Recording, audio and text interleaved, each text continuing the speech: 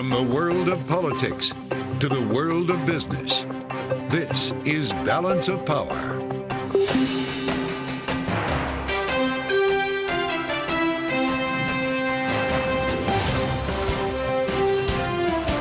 Live from Washington, D.C.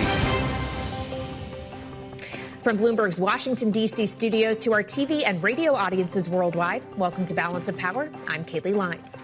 Vice President Kamala Harris hits the campaign trail, visiting Milwaukee, Wisconsin after securing the endorsements of the top two Democrats in Congress, raising more than $100 million and effectively locking up the nomination. So, Wisconsin, I am told as of this morning that we have earned the support of enough delegates to secure the Democratic nomination.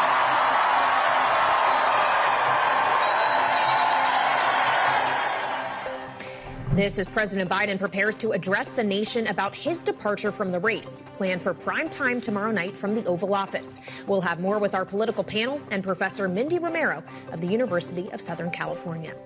And Secret Service Director Kimberly Cheatle resigns in the wake of the attempted assassination of Donald Trump, bowing to pressure after a contentious hearing in the House Oversight Committee yesterday.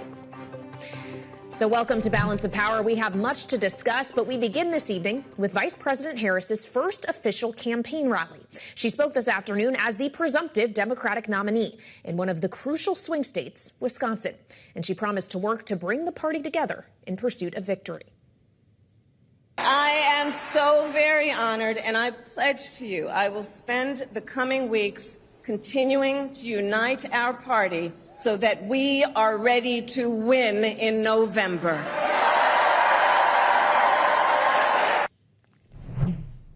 For more, let's bring in now our panel. Bloomberg's Laura Davison and Mike Dorning are here with me in our Washington, D.C. studio. So clearly the vice president is wasting no time here. She has been to Delaware yesterday. She went to Wisconsin today. We understand she's going to be visiting Houston, Texas later this week, in addition to meeting with Israeli Prime Minister Benjamin Netanyahu. She's got checks coming in. She's got endorsements coming in. Is anything standing in her way now, Laura? Well, the polls, for one. Sure. So we but have of the nomination. Yes, of the nomination, no. She has that locked up. You know, theoretically, it is still possible that some dark horse could come in. The delegates are not pledged. The paperwork is not signed. But she is the only clear person to take the nomination at this point. Plus, she now has, based on the money she started with, $96 million plus another $100 million, a war chest of $200 million, which puts her, well above Trump at this point. Well, as we consider the idea that all this money has come in and all this support has come in for her, there were still some holdouts we were watching. I guess the Obamas still technically count as the holdout camp, but the two biggest Democratic leaders in Congress no longer do. Senate Majority Leader Chuck Schumer and House Democratic Leader Hakeem Jeffries offered their endorsements to Harris earlier today. Now that the process is played out, from the grassroots bottom up, we are here today to throw our support behind Vice President Kamala Harris. I'm proud to strongly endorse Kamala Harris to be the 47th President of the United States of America. We're going to hold the Senate. We're going to win the House. We're going to elect Kamala Harris as our next president in November. So, Mike, you obviously help lead our Congress coverage. These were the ones we've been waiting for. Why did they wait so long? Well, this is really the fat lady singing. The congressional leaders didn't really want to get too far out ahead, and they wanted to be people who help bring the party together no matter what. And they did explicitly say they were waiting until she locked up a majority of the delegates. Then they come out and they say, we're all behind her. And that is basically what Obama is also signaling, that he's going to wait until the drama is over, maybe a little longer just in case something happens, but really to be a guy who comes in and puts the official stamp that it's done.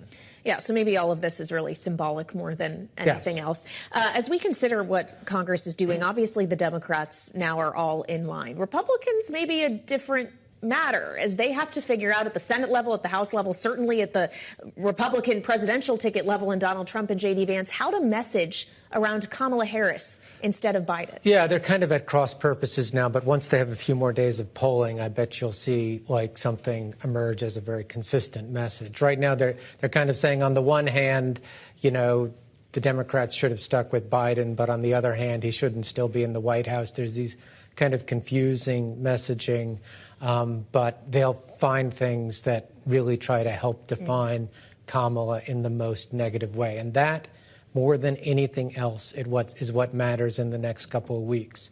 This is a minor character. It's a high office, second most important office in the land, but to most Americans, a minor character in political dramas, suddenly emerging as a principal character that we're watching. Are they a hero or are they a villain?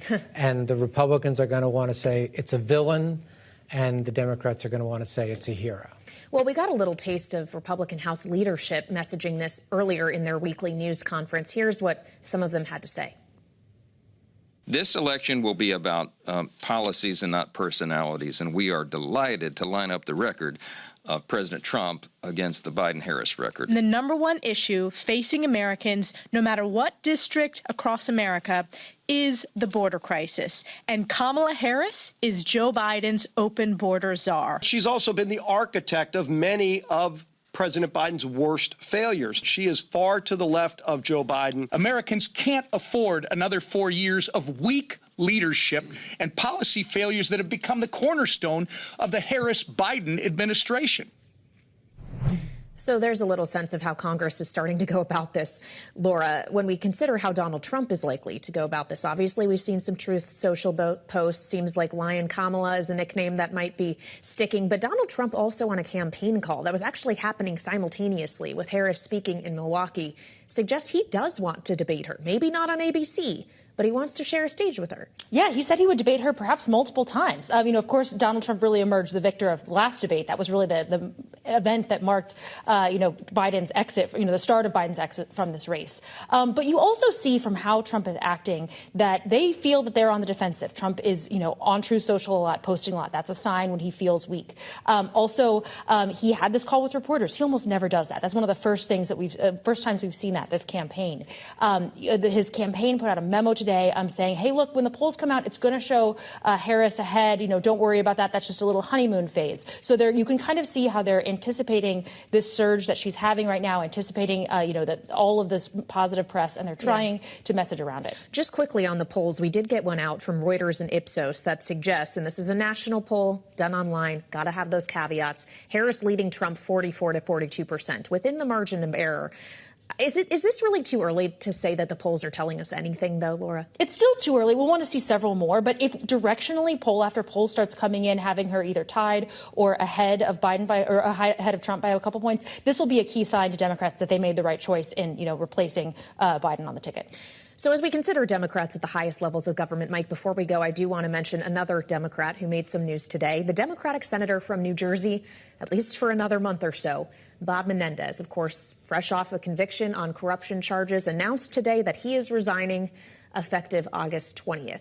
Perhaps not too surprising, but once he's gone, what happens next? Well, what will happen is the governor will appoint a temporary replacement until January 3rd when his term ends.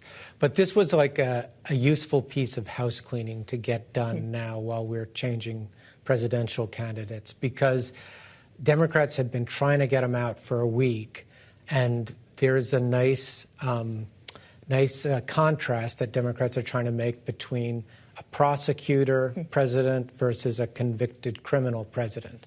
And it's a little easier to make when you don't have like a convicted criminal caucusing with all the senators in a very salacious bribery case. So important piece of house cleaning. He'll be gone in a month. He'll be replaced. Well, on the point of a prosecutor versus a criminal, obviously we have heard in the last few days a lot of that from Kamala Harris, talking about her career as a prosecutor in California and the attorney general saying that she knows Donald Trump's type. Could that actually, though, backfire? Because some have suggested that her record as a prosecutor may cause issues with some minorities, for example, who may be reluctant to support her because of some of her activity there. On the progressive side, it is definitely a risk and a liability she has, her record there, and that could alienate some groups. However, for white suburban women, for some of the groups in the middle, crime is one of the top issues that we see. So there could be a little give and take there, and hard to know exactly how that'll shake out. But in terms of appealing to the middle, being a prosecutor is a helpful thing. All right, Bloomberg's Laura Davison and Mike Dorning, thank you both so much for joining me. This evening, as we mark another crazy day in American politics, and still ahead, we'll take a look at how changes in electoral demographics will impact this race for the presidency. Mindy Romero, director of the Center for Inclusive Democracy at the University of Southern California, is next on Balance of Power on Bloomberg TV and radio.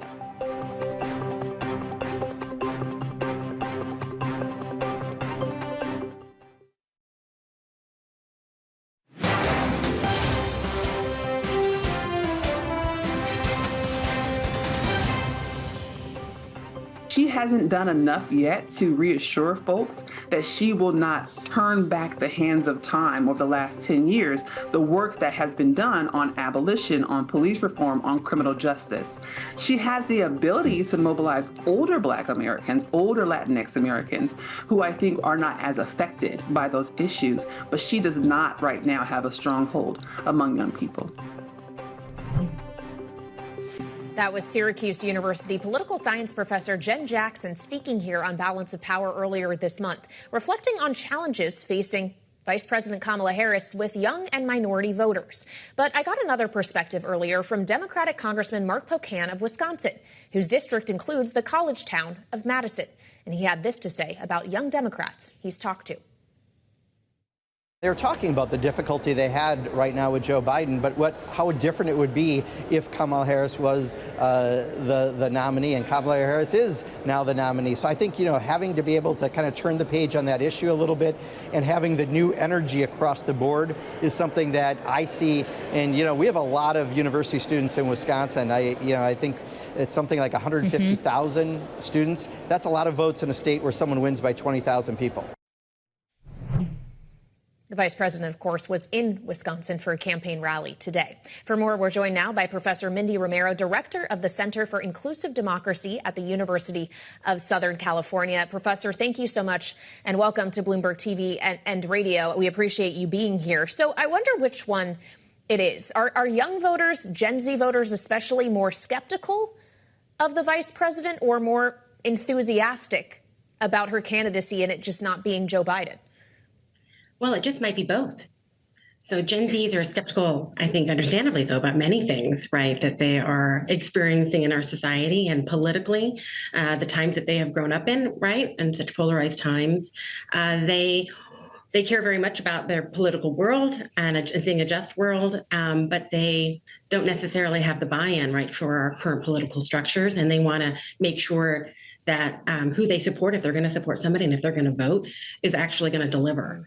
And at the same time, they can be enthusiastic about certainly the historic nature of what we assume is the nomination of Vice President Harris. And they can be excited about the possibilities, right, going forward in terms of what they're going to hear from her and the change that they may see from her versus Biden when they thought they were having to choose between President Biden and Donald Trump, which we're not enthusiastic about, of course. Yeah, and it's an important point you raised that part of the question here is just whether or not they're going to decide to vote at all. Is it a candidate that helps them make that decision, or is it an issue that drives them to the polls? Well, let's start off with the fact that in any given election, usually the overwhelming majority of young people do not participate, or in presidential general elections, maybe can get close to half of eligible young people, right? Adult citizens, let's say age 18 to 24. So we're already starting with an uphill battle. Young people do vote, they do participate, they do care about the electoral process, but it's hard to get a large percentage, right, actually at the ballot box, because often they don't see why voting is an actionable step on an issue they care about. Again, that disconnection from the political process. But then when they do engage, right, it can be a candidate. A recent example, Bernie Sanders had a lot of support from the youth vote. It can be an issue. A lot of young people concerned, of course, right now at a national level around the Israeli-Hamas war in Gaza. It can be racial, social justice issues. So the list can go on. I think for each individual young person, it depends on what they prioritize, what matters to them. And if they believe, and I say if, this is really important, it's not that they're apathetic to voting at all. It's if they believe that taking the step to vote actually will bring about the change they seek, and that they're not just participating in a political system that actually might do more harm than good, as some young people are concerned about. Well, it's fascinating, and you've done some fascinating research in part that pertains to young people and just how the demographics of the electorate have shifted since the last time we did this, which was the last time Kamala Harris, I would remind our audience listening and watching this program, ran for president, was in the 2020 election cycle. What has changed from 2020 to now, knowing that there was a pandemic in the mix here? Well, America's diversified, period, right, in terms of race and ethnicity over the last number of decades. And between 2010 and 2020, we'll just look at the population change, right? This is the most stable numbers that I can give you.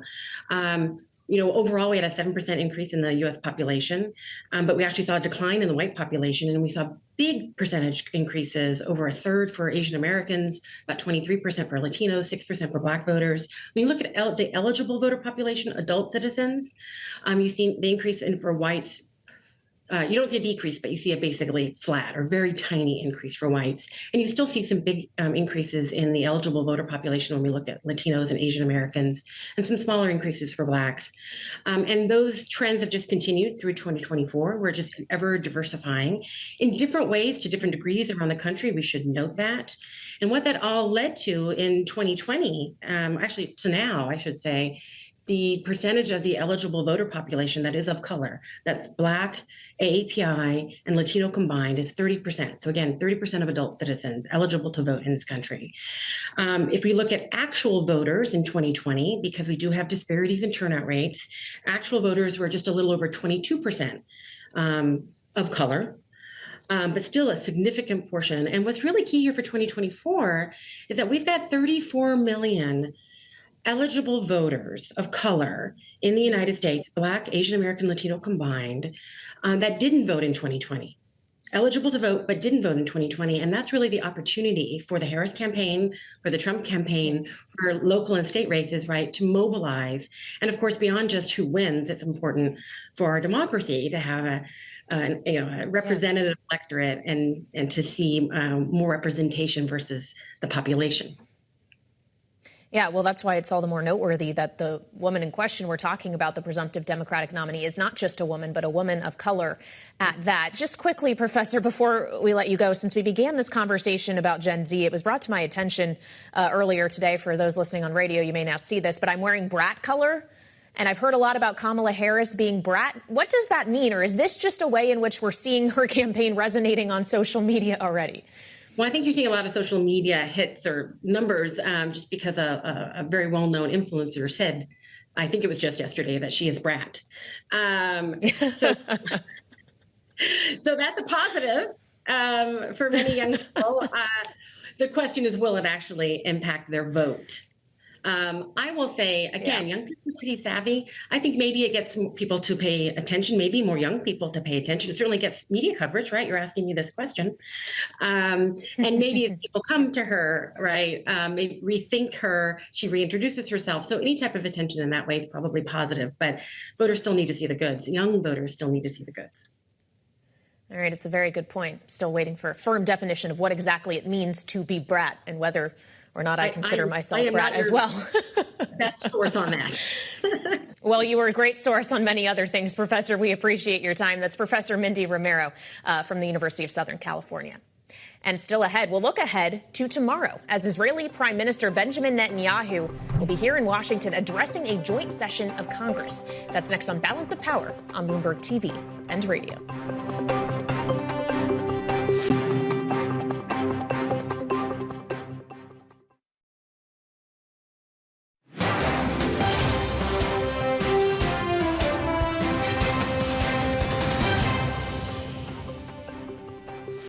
Welcome back to Balance of Power on Bloomberg TV and radio. I'm Kaylee Lines. Tomorrow, Israeli Prime Minister Benjamin Netanyahu is set to address Congress in a joint session before meeting with President Biden later on this week. Bloomberg's Nick Wadhams, who leads our national security coverage, is joining me now for a bit of a preview. So, Nick, what's notable is not just that he's here in D.C., he's going to be speaking to a joint session. It's that not all members of Congress will be participating in this. We expect that some Democrats will be sitting this one out. So, knowing that he's probably going to get a mixed reception, what is Netanyahu likely to say? I mean, this is a great question and something that a lot of us have been asking for a long time. He was invited by both Republicans and Democrats to appear. I think what you're going to hear him say is essentially try to litigate the case for why Israel needs to continue with the campaign against Hamas in the Gaza Strip. He has come under a lot of pressure from President Biden, first and foremost, to wrap up this war, to sign a ceasefire with Hamas. And he's come under more and more criticism, particularly from the progressive left in Congress, amid the escalating civilian death toll. So I think he's basically going to try to figure out a way to offer a rebuttal. But, you know, it's a very tricky situation. He's shown no compunction about coming in and criticizing sitting administrations, as he did in 2015 with President Obama. But still going to be a very fine line to walk because he still needs President Biden's support. Well, and as you mentioned, this question around a ceasefire, when President Biden called into his campaign office in Delaware yesterday, in part what he said is that he still has work to do, and he does think that he can bring peace in the Middle East with some kind of ceasefire agreement. Is there any chance that that happens while Netanyahu is in Washington? Is this I feel like we've had a lot of head fakes, Nick. So is this like really more a chance of it happening? That seems very unlikely to me because you still have some of just the fundamental differences at play here that the circle has not been able to be squared. I think what you're seeing from President Biden, though, is a real sense that he wants to make this a big priority for the remainder of his term, you know, a big legacy-defining achievement that he can point to. Whether a ceasefire can do that, he is going to argue that that would be such an achievement. But the question again remains is you have Israel saying, listen, we are not going to stop until Hamas is eradicated, and Hamas saying we're not going to stop until Israel withdraws all its forces. I mean, those two things are just mutually exclusive, and they have not figured out a way to do it. Maybe there is some sort of offer President Biden can make to Netanyahu to get him to agree to some sort of a ceasefire. But right now we have no indication that the prime minister is willing to accept anything like that and stop the fighting. And Nick, just quickly, joint session tomorrow, meeting with Biden and Harris on Thursday, then Mar-a-Lago on Friday to visit Donald Trump. What's that about? He's covering all the bases. I mean, listen, you know, they had a bit of a spat after Biden got elected, but really this is a relationship that Netanyahu wants to keep very much on the front burner. He thinks he's going to get much more support from a future President Trump if he wins than he would from Kamala Harris. So he's keeping those home fires burning. All right, Nick, looking forward to your coverage of the week of Netanyahu in Washington and Florida. Bloomberg's Nick Wadhams, thank you so much. Now, still ahead, breaking news today is Secret Service Director Kimberly Cheatle steps down after taking responsibility for security failures at the campaign rally where former President Trump was shot. We'll have more next with former Secret Service agent Brian Gant on Balance of Power on Bloomberg TV and radio.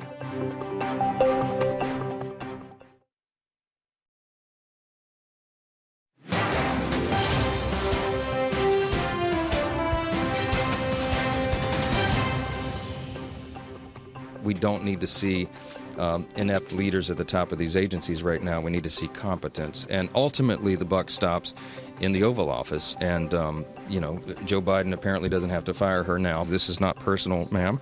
But your number one responsibility is performance, and you did not perform. In fact, it was an utter failure, and we almost lost a former president because of it. That was House Speaker Mike Johnson talking with reporters earlier today as Secret Service Director Kimberly Cheatle resigns her post on the heels of the assassination attempt against former President Donald Trump last weekend. We also heard from Democratic Congressman Jamie Raskin, who supported the director's resignation. He also talked with reporters on the Capitol steps earlier today. The Secret Service Director, Cheatle, clearly made the right decision. She needs to take responsibility for the terrible policy blunders and lapses that set the stage for a disaster and near catastrophe on July the 13th. Joining us now for more on Balance of Power here on Bloomberg TV and radio is Brian Gant. He is Assistant Professor of Cybersecurity at Maryville University and a former member of the Secret Service. Brian, welcome back to Bloomberg. Great to have you. Did the director do the right thing today? I think the director did do the right thing, Kaylee. Ultimately, she is responsible. Heavy is the head who wears the crown, right? And so being ultimately responsible for any and all things that happen with the Secret Service, whether or not she was operationally aware of what was going on directly on that day, at the end of the day, it doesn't matter. And so she took full responsibility, as a director should, and resigned. Well, it's interesting, and obviously these are very different scenarios, but it was not so long ago that there was another push in Congress for a resignation. It was for the chair of the FDIC, Marty Gruenberg, because of a toxic workplace culture at that federal regulator. He did ultimately resign, and the person who was selected to take his place came from outside of the FDIC, because there was a conversation about whether it was cultural. Do you need someone to come in versus elevating someone from within the place in which the cultural toxicity was emanating from? How should we think about this with the Secret Service? Does someone else independent need to come in to try to fix up these problems, or can only someone else who has been a member of the service rise to the top because they know the intricacies of what is required to protect the president and former presidents? I think both things can apply. At the end of the day, I think you need to look internally, for good candidates to possibly take over. There's no substitute for someone. And I believe she had been a Secret Service member of the Secret Service for almost 30 years. So there's no substitute for someone that intrinsically knows the agency, knows the policies, the people, can rally around that particular person. But there also is something to be said with someone outside of federal government, or possibly someone from another federal agency coming in at possibly at a SES level at another federal agency and moving over to Secret Service within Homeland Security. So I think at the end of the day, the best person for the job needs to be vetted. And whether that's inside the agency or whether that's a transfer from another agency or a private organization, I think at the end of the day, that needs to be considered. So all options on the table need to be there, in my opinion. Well, we do know that Homeland Security Secretary Alejandro Mayorkas has appointed, at least in an acting capacity, Ronald Rowe. For now, there's a question as to whether or not the ultimate replacement for Cheatle should be someone that has to be confirmed by the Senate. But while we're talking about the way in which Congress has reacted to this, obviously there was a contentious oversight hearing yesterday. The chair of the Oversight Committee, Jim Comer, put out a statement after Cheatle's resignation saying that while it's a step toward accountability, we need a full review of how these security failures happen so that we can prevent them from going forward. Brian, given your experience with the service, how long do you expect this is actually going to take to reach completion? I think a full investigation will actually come out a lot quicker than what we seem to believe. I think they have all the parties involved. There is a sense of urgency with this particular matter, considering how close the president, former President Trump, did come to succumbing to possible wounds.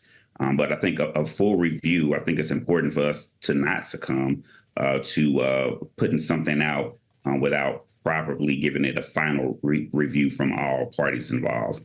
I believe the FBI is on this particular investigation. So I don't think we need to succumb to any pressure necessarily from Congress. I think it needs to be very thorough, but I think it'll come out a lot quicker than what people tend to believe.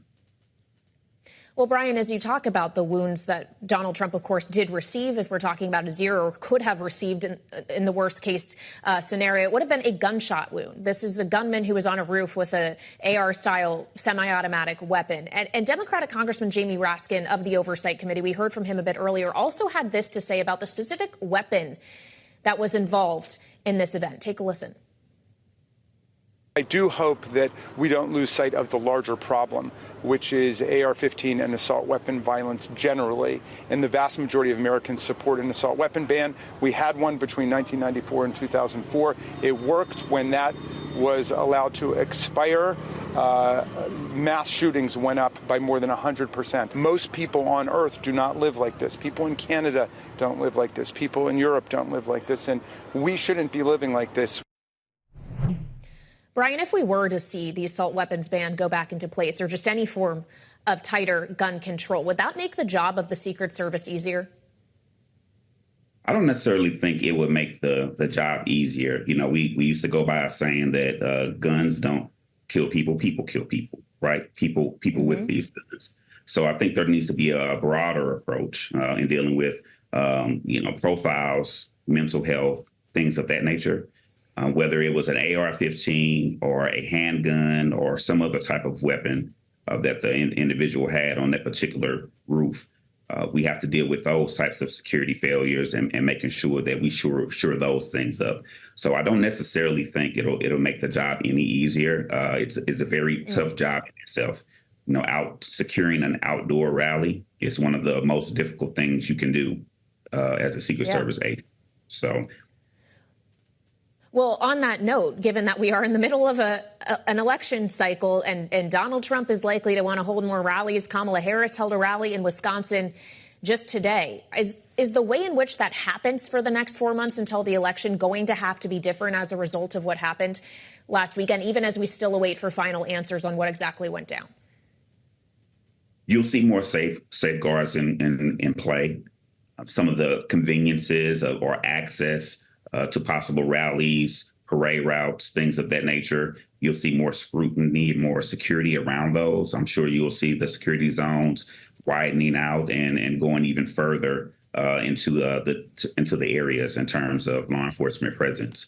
And so those are the things I think we need to be very, very aware of in terms of magnetometers. All of these things that we utilize to prevent things like this will be utilized even more in force. And so some of the convenience, some of the shots that you want to see and the rope lines that you want to see with the protectee, I think some of those things will be back down dramatically as we look to ensure look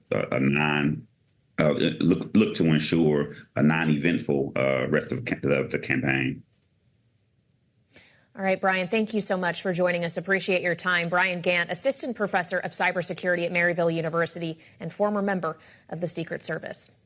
Now, still ahead, Vice President Kamala Harris, of course, hit the campaign trail with a rally today. But can she move out of President Biden's shadow? We'll turn next to our political panel right here on Balance of Power on Bloomberg TV and radio.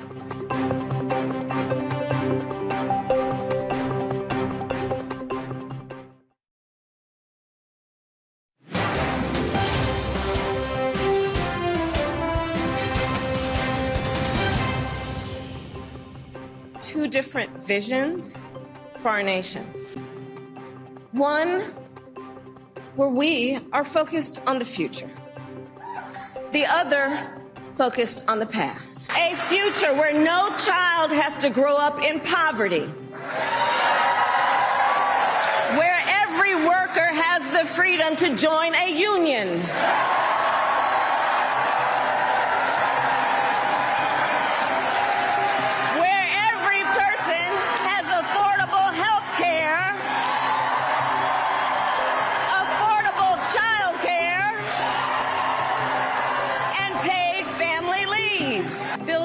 The middle class will be a defining goal of my presidency.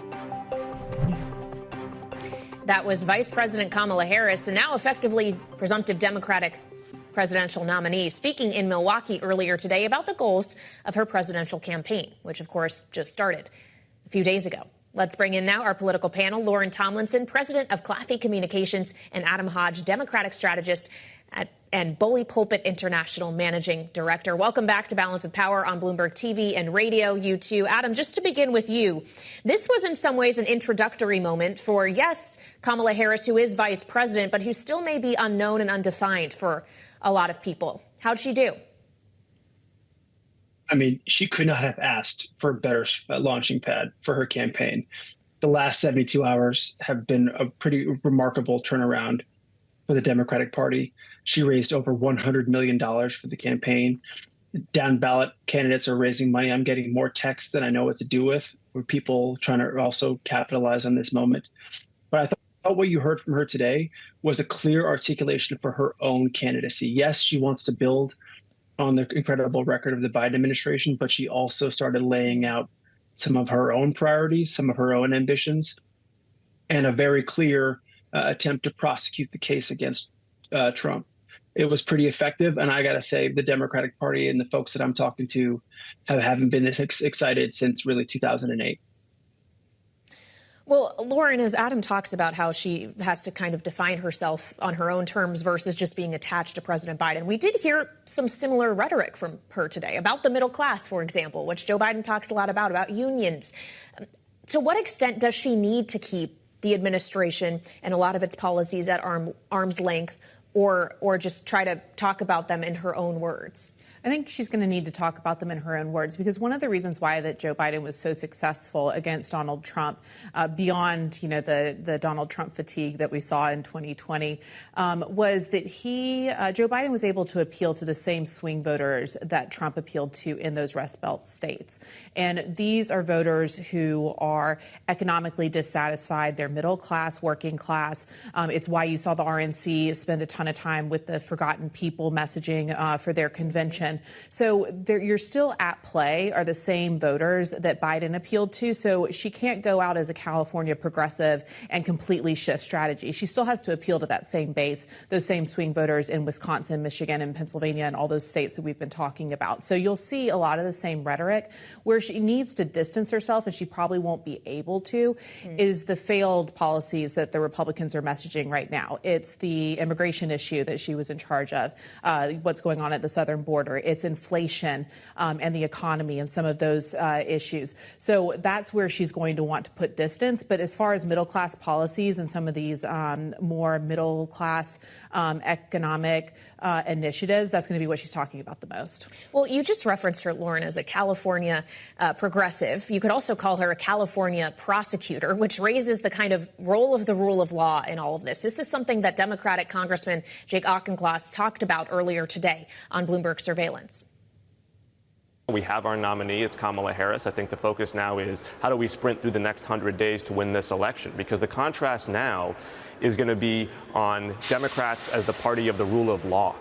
As Americans intuitively understand, without predictability, without law and order, we cannot thrive as an economy and as a civil society. And Adam, you were alluding to this in your first answer, this idea that Kamala Harris is a prosecutor. We heard that language from her today, as we heard in Delaware yesterday, this idea that she has prosecuted people like Donald Trump before. Does she risk, though, leaning too heavily into that image, knowing that for some minorities, some progressives, her legacy as a prosecutor may actually be something that's problematic in their eyes? I think what she's done smartly has focused on Donald Trump and the perceived and real controversies and felonies that he's been convicted for. And that is an effective way to counter and to pivot her record as a prosecutor with his record and his rap sheet as a president. So I think it's been effective so far. I suspect she has a pretty good sense of the message and the contrast that she wants to drive. And I think it's an important inflection point for the campaign, because when it was Biden versus Trump, it was very much a referendum on President Biden. With the last 72 hours, it now becomes a choice between a prosecutor and a vice president and the former president that people are all well familiar with and has still historically been pretty unpopular. So she has a chance. She has to take the initiative over the next few months to really raise up her own profile and her own agenda. But certainly today was a great step forward. Yeah, and of course, today is just really day 2 of a full presidential campaign. So it's very early. And I say this next bit with that in mind. We did get a poll out today from Reuters and Ipsos. It's a national poll. It's roughly 1,200 U.S. adults nationwide. So we're not necessarily talking about just registered voters here, Lauren. But this initial read has Harris leading Trump across the country 44 to 42%, within the margin of error. When you add in, though, third parties, she's leading by outside the margin of error, 42 to 38. If polls keep showing up this way, is Donald Trump and J.D. Vance and the rest of the Republican Party quaking in their boots? I don't think they're quaking in their boots because, again, these national polls, it's one, they're snapshot in time, 2, way too early, and 3, like we've discussed many times, this election is going to be decided on the margins. And so a lot of this polling, I'm very hesitant to say, oh, that's great, she's definitely going to win. Donald Trump should be terrified because, it's going to be a handful of people in Wisconsin that are deciding the election now. What she did do, though, and I think this is what Donald Trump and J.D. Vance are looking very closely at, is she closed the enthusiasm gap with Democrats. They were having a lot of apathy, fundraising problems, all of the things. She essentially locked that up. So they are all geared out. They will have big turnout numbers. They're excited to vote for her as long as she can sustain this momentum that she's had over the past 48 hours. And that's something that Trump was very much, especially after the assassination attempt, some of the court rulings, other things, Republicans were fired up, right, to get rid of Joe Biden. So now we have two enthused bases, which again emphasizes those small numbers of politically unactive voters that are going to be deciding who wins. Yeah, and also big pots of money that are going to be spent. This could be a very expensive election cycle, of course. The Harris campaign says they've raised over $100 million in the first 36 hours. Now, political panel, Lauren and Adam are going to be sticking with us as we look ahead to tomorrow. President Biden's big campaign withdrawal speech from the Oval Office and a joint address to Congress from Israeli Prime Minister Benjamin Netanyahu. That's still ahead on Balance of Power on Bloomberg TV and radio.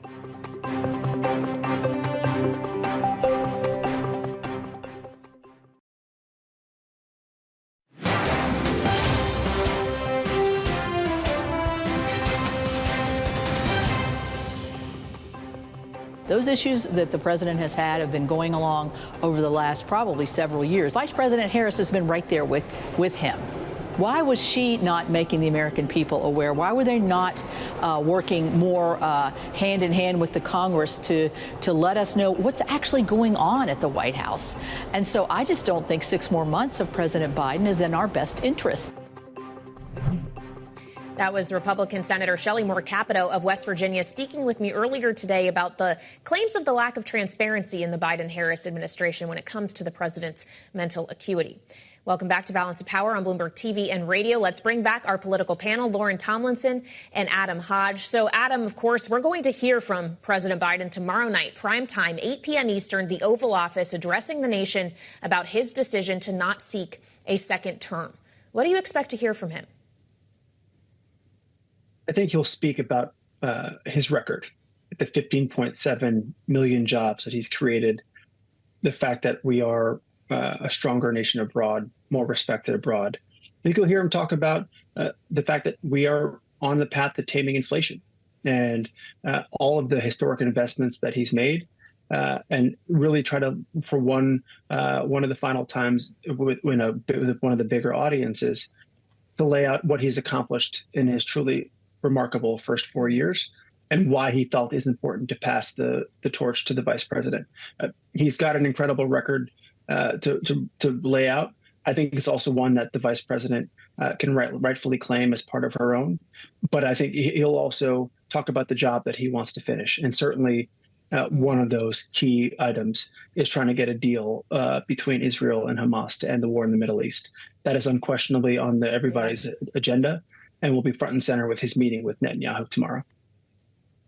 Yeah, and of course, Netanyahu going to address a joint session of Congress tomorrow, 2 p.m. Eastern, so before Biden addresses the nation. Lauren, how contentious could this be, knowing some Democrats are not going to show up? There were already protesters in the Capitol today. Is this going to be feisty more than a show of unity for the U.S. and Israel?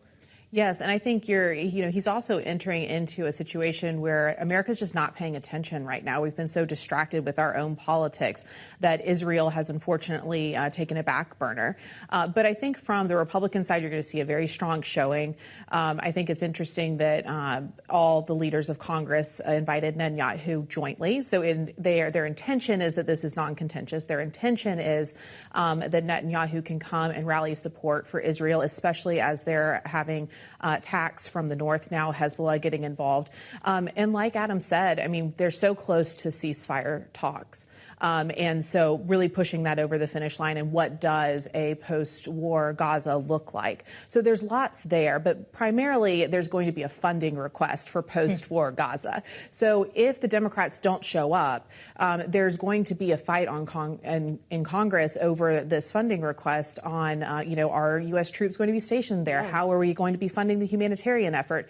And, what role do we have here in the future? So there's big question marks left on our involvement in Israel. And I think that's going to be, I think Netanyahu will be conciliatory, but the reaction, I think, will be pretty strong on both sides. All right, Lauren Tomlinson and Adam Hodge, our wonderful political panel this evening. Thank you both so much for joining me. Of course, a lot is coming up tomorrow. Netanyahu, the Biden address. You can get it all covered in the Washington edition newsletter, as always, on the terminal and online. And you can come back here for more coverage tomorrow on Balance of Power on Bloomberg TV and radio.